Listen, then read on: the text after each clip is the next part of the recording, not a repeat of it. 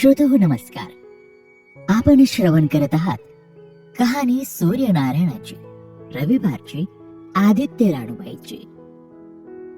केवळ ही कथा श्रवण केल्याने सर्व पातके नाहीशी होतात, इष्टफल प्राप्ती होते आणि सर्व अनिष्ट दूर होते. चला तर या दिव्य कथेला सुरुवात करूया. पण तत्पूर्वी चॅनलवर नवीन असाल तर सबस्क्राईब करायला विसरू नका आणि ही कथा जास्तीत जास्त शेअर सुद्धा अवश्य करा. चला तर ऐकूयात कहाणी आदित्य राणूबाईची. आटपाट नगर होत. त्या नगरामध्ये एक ब्राह्मण राहत होता. तो नित्य समिधा, फुलं, दुर्वा आणण्यासाठी रानात जात असे. तिथं त्यानं पाहिलं की नागकन्या, देवकन्या वसा बसत होत्या. त्यानं त्यांना विचारलं, काय ग बायांनो, कसला वसा बसता? तू मला सांगा ना. त्या म्हणाल्या, तुला कशाला रे वसा हवा? ओतशील, मातशील, घेतला वसा टाकून देशील. ब्राह्मण म्हणाला, ओतत नाही, मातत नाही, घेतला वसा टाकत नाही. तेव्हा त्या त्याला म्हणाल्या, श्रावण मास येईल, पहिल्या आदितवारी म्हणजे रविवारी मुकाट्यानं उठावं, सचळ अर्थात वस्त्रासहित स्नान करावं, अगरोदक पाणी आणावं, विड्याच्या म्हणजे नागवेलीच्या पानावर रक्तचंदनाची आदित्य राणूबाई काढावी, 6 सुतांचा तांतू करावा, त्यास 6 गाठी द्याव्या, पान फूल वाहावं, पूजा करावी, पानांचा विडा, फुलांचा झेला, दशांगांचा धूप, गुळ खोबऱ्याचा नैवेद्य दाखवावा, 6 मास चालावे, 6 मास पाळावे, माघी रथसप्तमीला संपूर्ण करावं. संपूर्णच काय करावं? गुळाच्या पोळ्या, बोटव्यांची खीर, लोणकढ तूप, मेहून जेवू सांगावं. असेल तर चिरचोळी द्यावी, नसेल तर जोडगळसरी द्यावी, नसेल तर 2 पैसे दक्षिणा द्यावी आणि आपल्या वशाचं उद्यापन करावं. असा वसा ब्राह्मणानं केला. त्याला सूर्यनारायण प्रसन्न झाला. भाग्यलक्ष्मी आली तेव्हा राजाच्या राणीने ब्राह्मणाला बोलावून थांबलं. ब्राह्मण जातेवेळी भिवू लागला, कापू लागला. तेव्हा राजाच्या राणीने सांगितलं की भिवू नका, कापू नका, तुमच्या मुली आमच्या घरी द्या. ब्राह्मण म्हणाला, आमच्या मुली गरीबाच्या, तुमच्या घरी कशा द्याव्या? दासी कराल, बटकी कराल? राणी म्हणाली, दासी करत नाही, बटकी करत नाही, राजाची राणी करू, प्रधानाची राणी करू. पुढे मार्गेश्वराचा महिना आला. ब्राह्मणानं लगीन करून मुली दिल्या. एक राजाच्या घरी दिली, एक प्रधानाच्या घरी दिली. गेल्या पावले मुलींचा समाचार घेतला नाही. 12 वर्षांनी समाचाराला ब्राह्मण निघाला. राजाच्या घरी गेला. लेकीनं बसायला पाट दिला, पाय धुवायला पाणी दिलं. बाबा बाबा, गूळ खा, पाणी प्या. ब्राह्मण म्हणाला, गूळ खात नाही, पाणी पित नाही, माझी कहाणी करायची आहे, ती तू ऐक. मुलगी म्हणाली, तुझी कहाणी ऐकायला आता मला वेळ नाही. राजा पारधीला जाणार आहे, त्याला जेवायला उशीर होईल. तोच ब्राह्मणाच्या मनामध्ये राग आला. तेथून तो निघाला. तो थेट प्रधानाच्या घरी गेला. तिनं पाहिलं, आपला बाप आला आहे. बसायला पाट दिला, पाय धुवायला पाणी दिलं. बाबा बाबा, या गूळ खा, पाणी प्या. ब्राह्मण म्हणाला, गूळ खात नाही, पाणी पित नाही, माझी कहाणी करायची आहे, ती तू अगोदर ऐक. मुलगी म्हणाली, बाबा तुमची कहाणी नाही ऐकायची तर कोणाची ऐकू? घरामध्ये गेली, उतरंडीची 6 मोती आणली. 3 आपण घेतली, 3 बापाच्या हातामध्ये दिली. त्यानं मनोभावे कहाणी सांगितली. लेकीनं चित्त भावे ती ऐकली. नंतर जेवून खाऊन बाप आपल्या घरी आला.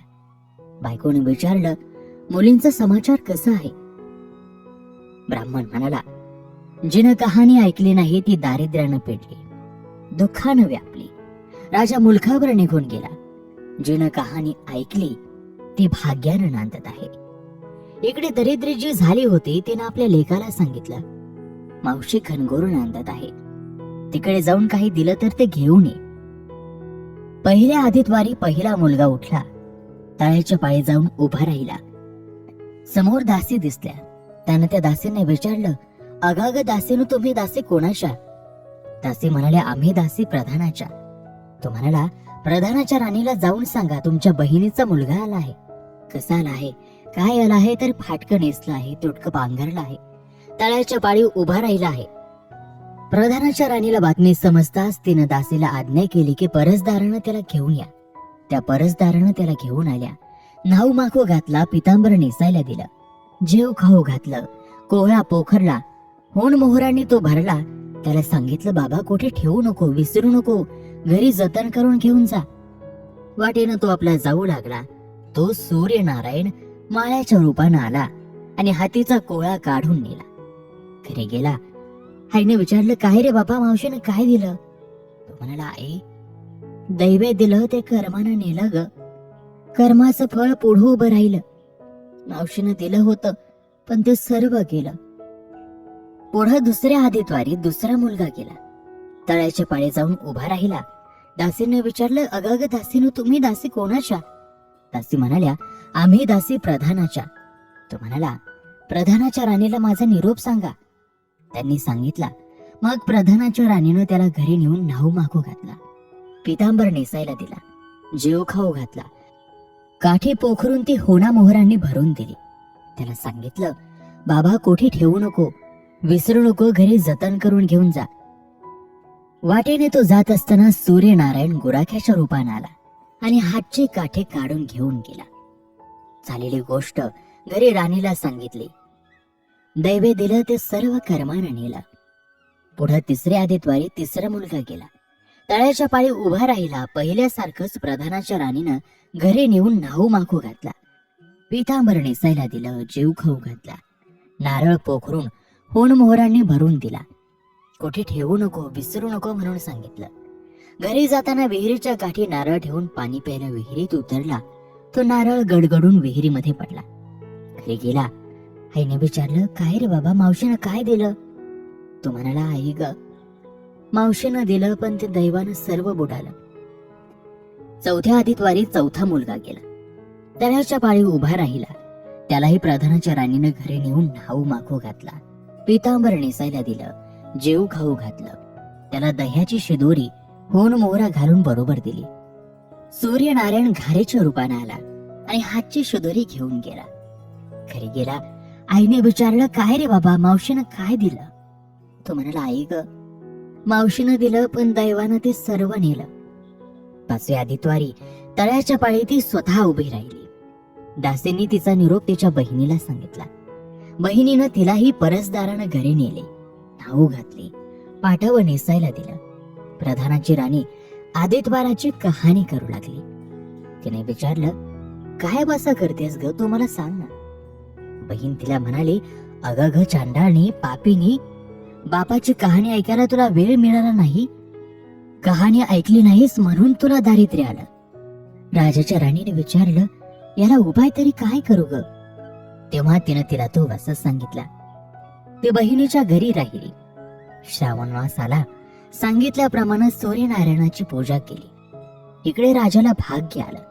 राजानं बोलावून धाडलं. मावशी मावशी, तुला छत्र आली, चामर आली, पायीक आले. ती म्हणाली, मला रे पापिनीला छत्र कोठली, चामर कोठली, पायीक कोठली, परवर कोठले. बाहेर जाऊन दाराशी बघतात तो राजा बोलावू आला आहे. राजा आला तशी घरी जायला निघाली. एकमेकांना बहिणी बहिणींनी आहेर केले. वाटेने जाऊ लागले. तो पहिल्या मजलेत स्वयंपाक केला. राजाला वाढलं, मुलांना वाटलं. आपलं पान वाढवून घेतलं. तेव्हा कहाणीची आठवण झाली. करा रे हाकारा, पिटा रे डांगोरा, नगरात कोणी उपाशी आहे का याचा शोध करा.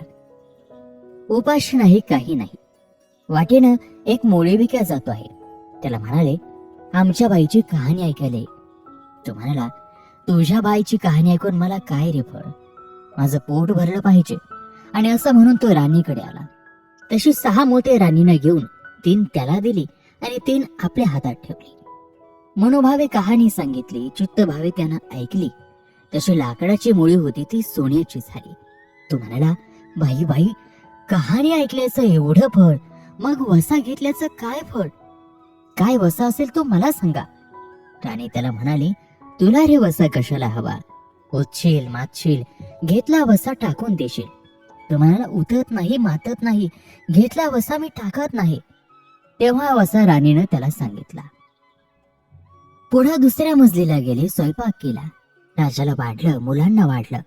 आपलं पान वाढून घेतलं तेव्हा कहाणीची आठवण झाली. करा रे हा करा, पिटा रे डांगोरा, नगरातून कोणी उपाशी आहे का याचा शोध करा. उपाशी नाही, काही नाही, माळ्याचा मळा पिकत नाही, विहिरीला पाणी लागत नाही, असा एक माळी चिंतेत बसला आहे. त्याला हाक मारली, आमच्या बाईची कहाणी ऐक. तो आला. राणीनं 6 मोते घेऊन 3 आपण घेतली, 3 माळ्याला दिली. राणीनं कहाणी मनोभावे सांगितली, चित्त भावे माळ्यानं ऐकली. माळ्याचा मळा पिकू लागला, विहिरीला पाणी आलं. तो म्हणाला, बाई बाई, कहाणी ऐकल्याचं एवढं फळ, मग वसा घेतल्याचं काय फळ? काय वसा असेल तो मला सांगा. मग राणीनं त्याला सुद्धा तो वसा सांगितला. पुढे 3ऱ्या मजलीला गेली, स्वयंपाक केला. राजाला वाढलं, मुलांना वाढलं. आपलं पान वाढून घेतलं तेव्हा कहाणीची आठवण झाली. करा रे हा करा, पिटा रे डांगोरा, नगरात कोणी उपाशी आहे का याचा शोध करा. उपाशी नाही, काही नाही, एक म्हातारी आहे. तिचा मुलगा वनात गेला होता. एक डोहात बुडाला होता, एक सर्पानं खाल्ला होता. त्यामुळे चिंताक्रांत बसली होती. तिला म्हणाले, आमच्या बाईची कहाणी ऐक. ती म्हणाली, कहाणी ऐकून मी काय करू, मी मुलांसाठी रडते आहे. बरं, येते.